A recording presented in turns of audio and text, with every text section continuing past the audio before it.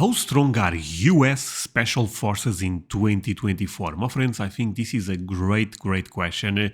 Specific because the world seems a bit crazy. But before I go into that, let me ask you for one thing. If you can leave a like, thank you so much. It's the best way to show support. Now, if you can subscribe, well, in that case, forget about it. You make my day. Have that in consideration.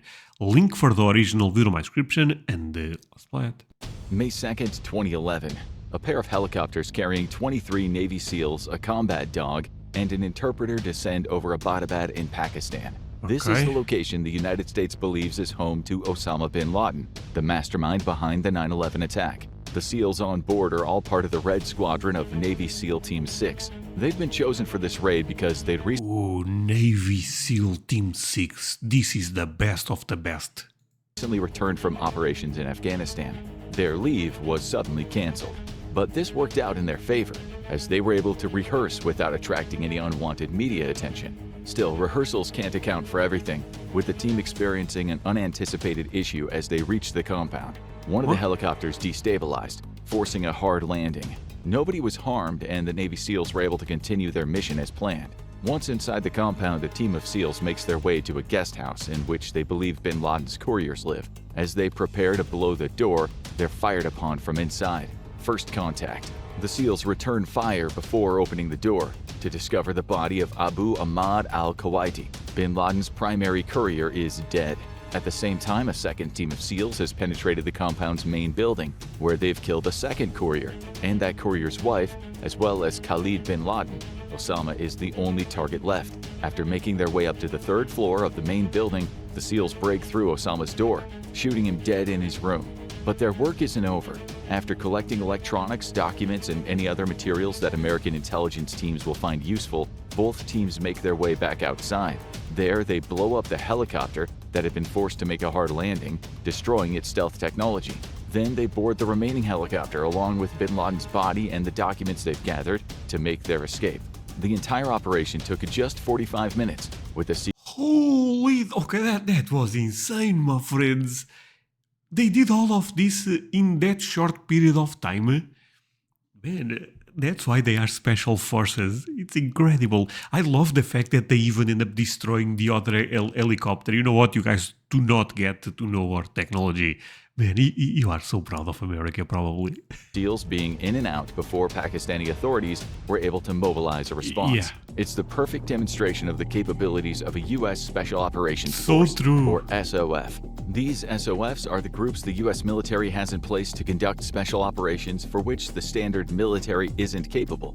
Oh, my friend, sorry, this was amazing. Actually, I was already more or less aware because I saw other videos about this topic, but the way this was explained, I could totally see it happening, you know, and it was incredible. My friends, can I ask you for a like for special forces in America? Because, come on, they are real heroes, like I tend to say. I'm European, but I feel so proud watching this type of stuff. SOFs are filled with soldiers who are specially trained in specific techniques and equipped with the best equipment the U.S. military has to offer. To many on that day in 2011, they became legends of the American Armed Forces. But what if the raid happened today? How strong are the U.S. Special Forces in 2024? Man, I hope they are still very strong, by the way. Because, like I was saying at the beginning of the video, the world is a bit crazy. I think having a very strong America is quite important. There are 9 we'll cover in this video, including the Green Berets, Night Stalkers, Army Rangers, Delta Force, Navy SEALs, Navy SWCCs, Marine MARSOC, Marine Force Recon, and Air Force Special Tactics Group. So, to answer the question of how strong America's Special Forces are, we need to dig into each of these groups, what they do, and what they represent for the U.S. military. We'll start with the Army Green Berets. The Green Berets are typically tasked with fighting against terrorists by employing guerrilla warfare-style techniques. They usually operate in foreign countries, though they're trained to fight in practically any environment, ranging from dense jungle to expansive urban sprawl. Unconventional warfare is the group's modus operandi, and it's typically employed to help foreign countries improve their internal defenses and conduct special recon missions. So they are on the ground, is fair to say that? Soldier can technically qualify for the Green Berets straight from basic training, typically by undergoing specialist training on top of basic. Most come from the U.S. military's enlisted soldiers. To be eligible, an enlisted soldier must have a pay grade of E3 or above, meaning they're on the third level of the enlisted soldier's pay scale and are qualified to receive secret clearance. SOPC includes an initial 2-week trial in which candidates are vetted, with the following 61 weeks reserved for those who make it past the first 2. The Green Berets are among the largest of America's SOFs, with the branch typically having 5,500 active duty members at any one time, along with about 1,100 who serve with the National Guard. However powerful as this SOF may be, it's been struggling with recruitment in recent years. Why? That's according to military.com, which notes that 2022 saw the Green Berets attract just 779 recruits, compared to the 1,358 it attracted in 2021. Oh my god, that's a big difference, my friends. Why people are not joining this? Maybe because they don't pay that well? Still, it's a formidable force that brings a high level of versatility to the U.S. Special Forces. Next up, the Army Night Stalkers. This is the name given to the members of the 160th Special Operations Aviation Regiment. All I don't know a lot about the Army Night Stalkers, but the name is crazy cool. of whom are extremely talented aviators. Their primary role is to run nighttime operations internationally using helicopters, Makes sense. such as the assault on bin Laden's compound. While the Navy SEALs took the headlines in that assault, it was the Night Stalkers pilots who got the SEALs in and out of bin Laden's compound. As for the SOF, it contains 4 battalions, and it calls Fort Campbell in Kentucky its regimental headquarters. Combined, Kentucky. the 4 battalions include 2,700 members, including support personnel, with each battalion having access to highly modified light, medium, and heavy choppers to ensure the versatility needed to take on a wide array of missions. As the United States Army Special Operations Command puts it, a member of the Night Stalkers is a 3-time volunteer. First for the U.S. Army, then airborne training, and then once again for the regiment. So we've already been seeing a pretty comprehensive collection of special forces to start from. The Green Berets handle the complex operations in foreign countries on the ground, with the Night Stalkers playing a key role in getting other SOF members in and out of operational locations. The third of the U.S. Army's SOFs is the Army Rangers. Train, endure, overcome. Those 3 words serve as the 75th Ranger Regiment's motto, and they're needed as the SOF handles a range of operations. These include special raids behind enemy lines, in which they seize or destroy targets. Forcible entry falls under their remit, with a particular focus on taking control of airports and similar large complexes, with gathering intelligence on enemies via reconnaissance also a key Army Ranger task. Then comes the training. The U.S. Army website says the training is split into 3 phases: Benning, Mountain, and Florida. In Benning, the prospective Army Ranger learns the tactical fundamentals needed to be a part of the crew and undergo tests of their physical stamina. From there, they move into the Mountain phase, where they're stationed at Camp Frank D. Merrill to learn about military mountaineering and various techniques for employing platoons in mountain environments. Damn, this is crazy. Finally, they move into the Florida phase, switching the training focus to waterborne operations, with stream crossings and small boat techniques coming into play. As for the SOS So they are able to operate no matter the environment they are. That's insane. manpower, it's typically around 3,500 people strong, with a small contingent of civilian support personnel. Each member of the Army Rangers has completed its brutal training regimen and will often be responsible for spearheading the American attack into new territory. Through the Army Rangers, the U.S. military special forces add versatility and key skills in ground-based operations. But what if the United States needs to deal with a specific terrorist threat? That's where the famous Delta Force comes into play. Also Ooh, Delta Force. I reacted to a video about them. You don't mess with Delta Force.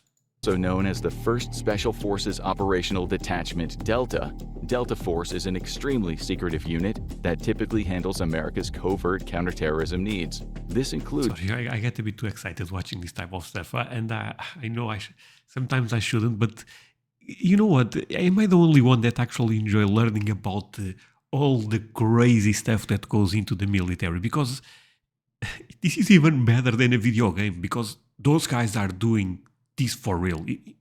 Am I explaining myself well? It's really impressive. includes handling covert raids, rescuing hostages, and in some cases direct combat engagement on the ground. Okay. The organization finds its roots in the Green Berets, having been founded by a former Green Beret named Charlie Beckwith, as well as in the United Kingdom Special Air Service, or SAS. Having worked with the SAS in Malaya, Beckwith noted that the U.S. needed a special forces organization composed of small and agile groups that could handle delicate operations. Delta Force was born. Delta Force often pulls its members from other SOFs, including the Army Rangers and Green Berets, though any soldier aged 21 who's actively serving in the U.S. Army, in the National Guard, or part of the reserves can apply. The candidate needs to have airborne qualifications or be willing to study for them, and must have a near-spotless disciplinary record. Assuming he meets the criteria, the candidate then completes a 4-week training course that's modeled after SAS training. This course includes a timed 18-mile ruck march, in which the candidate hauls a 35-pound rucksack while navigating through unforgiving terrain at night. Another 40-mile march sees them carrying a 45-pound rucksack in steep terrain. There's more. The few who pass this selection process enter the operations training course, which lasts 6 months and is designed to turn a raw recruit into a Delta operator. After that, they're assigned to a Delta Force squadron and they're ready to go. As for the squad, Oh my god, it's so difficult to become one. This is crazy. That's why you guys are so strong when it comes to the military. Because the training is insane. So let's recap this, because I really like to learn this type of stuff. So we have the Green Beret, right? The Rangers, Night Stalkers, and the Delta Force. Okay. squadrons, Delta Force has 4 primary assault groups, labeled A to D, each of which has 75 members that split into 3 25-person troops. 2 of these troops focus on Wait, so this is very restricted. direct action, such as the hostage rescues mentioned earlier, with the other handling reconnaissance, sniping, and infiltration. Further segmentation occurs within the troops as Delta Force follows the SAS model by deploying teams of between 2 and 6 people during operations. Delta Force has several secondary squadrons, including Squadron E, to handle aerial operations. Members of that squadron often fly MH-60 Blackhawks, MH-47 Chinooks, and MH-6 Little Birds during operations. Other tertiary squadrons focus on training and intelligence, with the standout being the Computer Network Operations Squadron, or CNOS, which handles computer hacking and cybersecurity operations. Typically, Delta Force will have around 2,000 members at any one time, though only between 200 and 300 of those members will be operators who Interesting. So basically only 10%, this is really, really crazy. get assigned to combat missions. If that all sounds like Delta Force would be well suited to taking out Osama bin Laden, then you'd be right. It shares the same counterterrorism goals as the Navy SEALs. And with that, we'll move. Oh boy, we are going to talk about the Navy SEALs? Okay. I know they are the best. I mean, to be honest, this is a bit unfair because, Delta Force is also the best. The Green Berets are also the best. But I know Navy SEALs are kind of legendary. Move on to the SOF that opened the video. The Navy SEALs handle a range of counterterrorism operations, focusing on inserting and extracting soldiers by sea, land, or air. They're often deployed when the United States needs to take out or capture high-value enemy targets, such as the previously mentioned bin Laden. And like Delta Force, they're usually deployed on covert operations that require a great degree of training and secrecy. President John F. Kennedy established the SEALs in 1962 to offer the U.S. military an agile maritime force that could handle aspects of unconventional warfare. Like Delta Force, SEALs usually deploy in small units to take out specific targets, though they'll also handle underwater reconnaissance and clearing routes to enable larger forces to conduct amphibious landings. Becoming a SEAL is no easy task. The initial entry criteria includes achieving a strong ASVAB score and meeting eyesight requirements. Candidates can't be colorblind and must have 20/40 vision in their best eye and 20/70 or better in their worst. There is an age cutoff. Candidates can be no older than 28, and all candidates must pass a physical exam designed for divers. Then, they're a bit so crazy. I have videos reacting to the Hell Week that they have to become a SEAL. At least I believe that was what I watched. Either way, it's a crazy camp. The training starts. After passing through Recruit Training Command, also known as boot camp, The recruit Boot camp, completes yeah. a 12-month training course that includes BUD/S school, underwater demolitions training, and parachute jump school. Crazy. During those 12 months, the candidate endures the brutal Hell Week, which NavySeals.com calls the defining event of BUD/S training. Over 5.5 days, the Hell Week. candidate has their mental and physical endurance tested, often while operating on less than 4 hours sleep.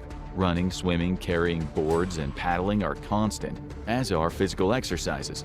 This week is designed to push the candidate to their physical limits, but the mental challenge is often the toughest to handle. The SEALs want to know how their candidates can handle being exhausted, soaking wet, and approaching hypothermia.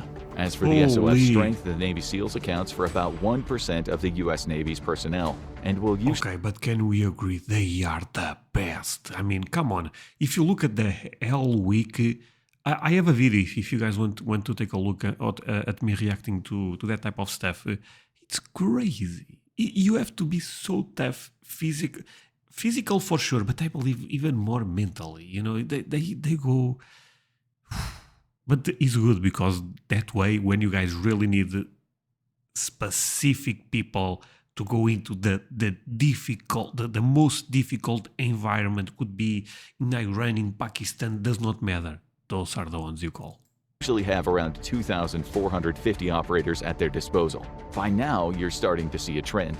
Each of these SOFs is a relatively small force trained to an elite level to cause maximum damage to the enemy. But in the case of the SEALs, it's not just the SEALs themselves who an enemy has to worry about. It's the SOFs that support the SEALs. Of course. And that brings us to the Navy SEALs mission, or more famously, SEAL Team 6. A special team within the Navy SEALs, SEAL Team 6 was founded following the Iran hostage crisis, in which Iranian students seized the U.S. embassy in their country and held 52 Americans hostage for 444 days.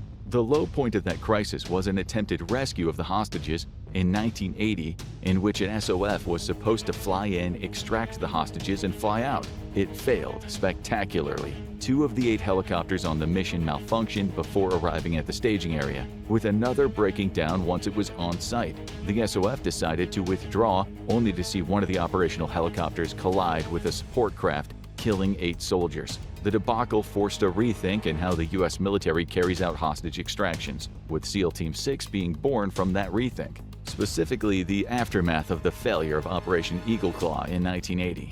You know what? It's rare to see America fail. Technically, the group no longer exists. It was disbanded and absorbed into the Naval Special Warfare Development Group, or DevGRU, in 1987. But the SEAL Team 6 moniker has stuck, because, let's be honest, it's cooler and catchier than DevGRU. And today it's a unit of around 300 Navy SEALs divided into 4 line squadrons: red, blue, gold, and silver. Each of those squadrons contains about 50 operators who are divided into 3 groups and then divided again into teams of assaulters and snipers. There are also suggestions that SEAL Team 6 has a gray squadron, which is dedicated to maritime operations, as well as a black squadron, which handles reconnaissance and surveillance. So think of SEAL Team 6 as an SOF within an SOF. It's the arm of the Navy SEALs that handles hostage extractions, though it's also often used in counterterrorism operations and even to protect VIPs in sensitive situations. But that's not the only SOF that's adjacent to the SEALs. There's also the Naval Special Warfare Combat Crewmen, or Navy SWCCs. For This one I'm not aware. Naval Special Warfare Combat Crewmen. Navy SEAL to conduct their counterterrorism operations, they need people to insert and extract them. We saw that in the operation to kill bin Laden, as the SEALs worked alongside the Night Stalkers to enter the Al-Qaeda leader's compound. For amphibious insertions, that task falls to the SWCCs. They operate the small vessels that get the SEALs in and out of. Okay, so let's see if I understood this correct. When it comes to the air, they use the Night Stalkers to go from the ocean to the ground. They use them. Areas and handle a lot of intelligence gathering needed for such missions. That includes tracking shipping traffic and gathering information about enemy military installations. The SWCC also takes part in direct raids, typically focusing on waterborne threats and enemy shipping, as well as handling all the maintenance needed for the ordnance systems, electronics, and small boats required for special operations missions. Think of them as a supporting SOF. To become an SWCC member, a candidate must complete boot camp at Recruit Training Command, before moving on to a specially designed training course. This includes 2 weeks of indoctrination held in Coronado, California, in which the candidate is prepared for physical and psychological trials that lie ahead. Next up is a 5-week basic crew member training course, covering basic water competency and boat handling. Then comes full crewman qualification training, a 15-week course covering the advanced skills and tactical understanding an SWCC member needs to have for their role in special missions. Okay, my friends, but now I'm a bit lost. So they need to also, but they are Navy SEALs still, right? So they, apart from this, they still have to do the Hell Week and stuff like that. So this is another extra layer, basically. Correct? Though closely associated with the Navy SEALs, the SWCC supports any SOF that requires amphibious entry to and extraction from a target. They are an elite force. There are always 600 active duty SWCC operators at any one time, with a further 125 reserves. Sticking Amazing. with the US Navy, we move on to the SOFs that are part of the US Marines.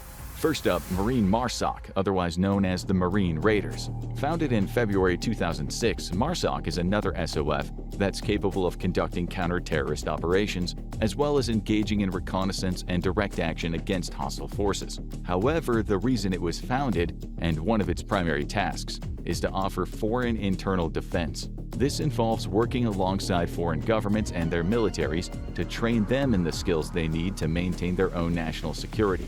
So, we see another aspect of US SOFs emerge. While most of these groups focus on conducting operations to protect the US, with MARSOC being no different in some respects, the Marine Raiders have a secondary role that allows the US to build stronger ties with other countries.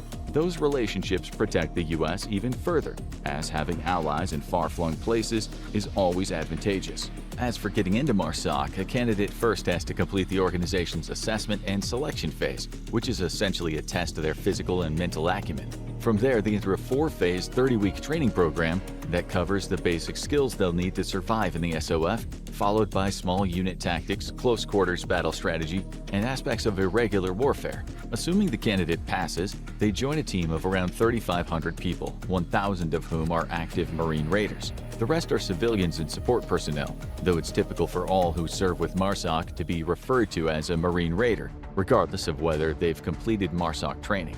Next up, Marine Force Recon. Though many of the U.S. Marines Force Recon personnel have been integrated into MARSOC, the Marines still maintain several dedicated units that are, as the name implies, focused on gathering battlefield intelligence. Think of Force Recon as the SOF that shapes the battlefield.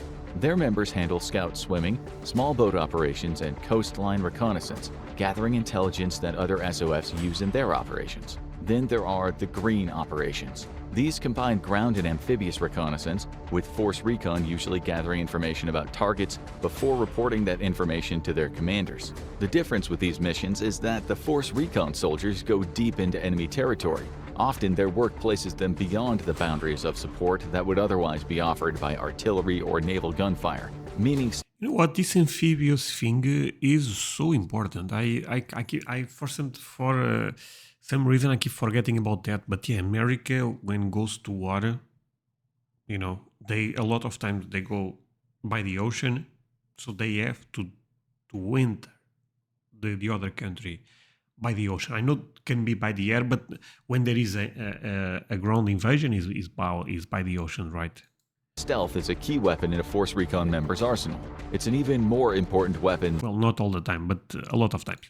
than the member's actual weapons. If a Force Recon soldier has to fire their gun, they've failed to carry out their mission properly. The information these special operators gather can mean the difference between success and failure in a military operation. Currently, Okay. Force Recon has 835 members, divided into 5 167-member companies. 3 are on active duty, allowing 1 per Marine Expeditionary Force. The other 2 teams are kept in reserve. Finally, there's Air Force Special Tactics, otherwise known Ooh, Air Force. Those guys are also amazing. as the 24th Special Operations Wing. An array of units fall under this banner, including the 720th Special Tactics Group, the 724th Special Tactics Group, and a host of overseas squadrons. Collectively, these units are responsible for most of the aerial support other SOFs require and aiding the wider U.S. military. The group's website divides its operations into 4 distinct categories: First up, global access. Whenever the United States or one of its allies needs to set up a landing zone or airport, Air Force Special Tactics is usually involved. It handles the assessment and opening of these locations, regardless of whether they're in peaceful or hostile territory, ensuring the U.S. military has the facilities it needs to enable aerial access to a location. Air Force Special Tactics also handles precision strikes, and that's exactly what it sounds like.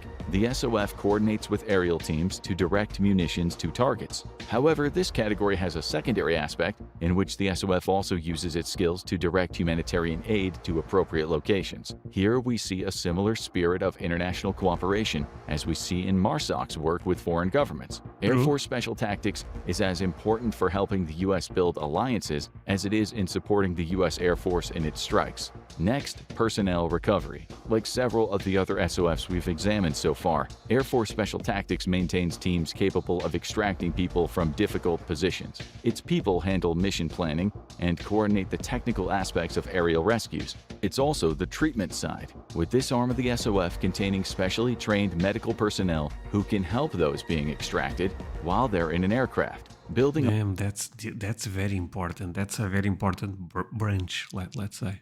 On that medical aspect, there is the final category of battlefield surgery. Air Force Special Tactics maintains Special Operations Surgical Teams, or SOSTs, which are lightweight units of mobile medical specialists who are capable of performing life-saving surgery anywhere. SOSTs So they are real doctors, basically. are often deployed ahead of traditional medical personnel and will enter combat zones with tailored backpacks that allow them to operate with a much smaller footprint than other SOFs. These teams usually only contain 6 members, with their job simply being to keep the injured alive as they await extraction. With such a wide-ranging remit, it's difficult to find information about the specific training that members of this SOF undergo. Some will focus more on flying, while others are more heavily trained in medicine. Still, the SOF maintains 1,580 personnel, about 1,450 of whom are military versus around 130 civilians. So where does all this leave us in terms of assessing the strength of America's Special Forces in 2024? It's clear that the U.S. Special Forces can handle practically any mission due to the large number of SOFs it maintains. Versatility is the key word here. Teams are trained in everything from conducting counter-terrorist strikes on the ground to gathering intelligence and direct combatants in the field. Perhaps that's just the most important thing to understand about the U.S. Special Forces. They aren't just one group of soldiers who all go through the same training. There are several groups, each with their own specializations and each capable of cooperating with others on joint operations. Honestly, real talk, my friends, as a European, this video completely blew my mind because I was already aware that the American military is the best, but after watching this, come on. So the question is, how strong are US Special Forces in 2024? Spoiler, very, very strong. Their training has been refined, often over the course of decades, and as the operation to kill bin Laden proves, each of these SOFs can be deadly effective when called upon. Now check out this video, U.S. Special Forces versus Wagner Group. Battle. What? U.S. Special... Oh, this is not even close, my friends. I feel... Should I watch it still? I would love actually to watch this one. Leave me the number 18 if I should watch that one. Honestly, I have the idea this will not be close. Maybe I will be surprised. But leave me the number 18 if I should watch that one. And that way, I also knew that you end up watching until the end. So yeah, thank you so much, my friend. See you guys in the next one.